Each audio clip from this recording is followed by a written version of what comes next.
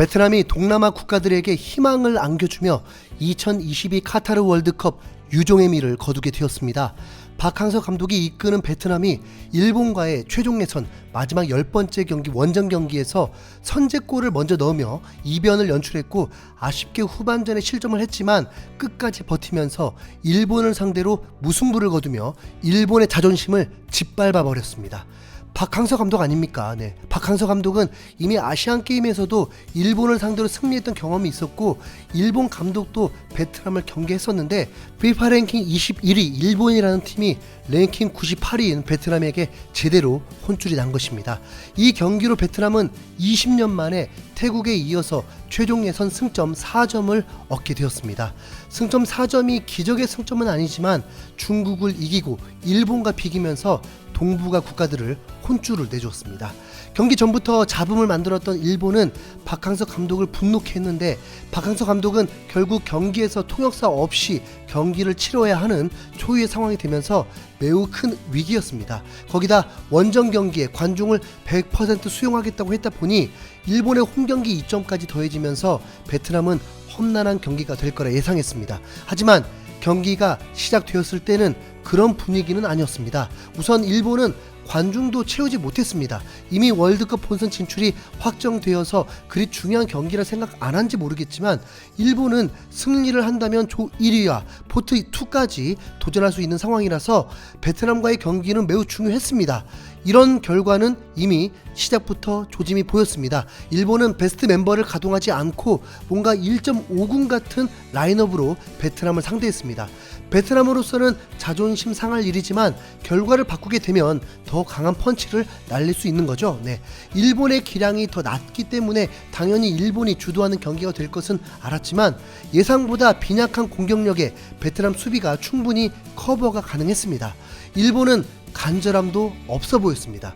좌우 측면에서 문전으로 볼이 날아오긴 했지만 날카로움은 매우 떨어졌습니다. 그러다 전반 19분 베트남이 코너킥 기회를 얻었는데 이미 신장에서도 일본이 우위였기 때문에 베트남의 득점을 전혀 기대하지 않았는데 코너킥에서 완벽한 크로스로 헤딩슛이 골이 되면서 1대0으로 앞서 나가게 되었습니다. 박항서 감독은 기뻐하면서도 침착했고 마치 충분히 가능했다는 듯이 의연했습니다. 이후 일본은 더 몰아붙였고 점유율이 9대1까지 앞섰지만 베트남의 수비는 나름 견고했습니다.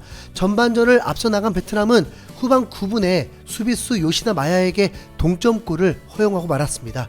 골키퍼가 선방까진 잘했지만 처리의 미흡함으로 세컨볼이 요시다에게 향하면서 밀어 넣게 되었습니다. 이후에 일본은 추가골을 2번이나 넣었는데 한 번은 미나미노의 핸드볼이 발각되면서 취소되었고 두 번째는 옵사이드로 취소가 되었습니다. 그리고 요시다의 결정적인 기회가 왔었는데 소름돋는 슈팅으로 득점을 실패하고 말았습니다. 일본의 위협적이지 않은 파상 공세만 하며 결국 베트남을 넘지 못하면서 경기 종료 휘슬이 울렸을 때는 무승부였음에도 베트남 선수들은 손을 들어 올리고 원정 팬들도 환호하며 기뻐했지만 일본은 마치 패배하듯 침울하게 주저앉았습니다.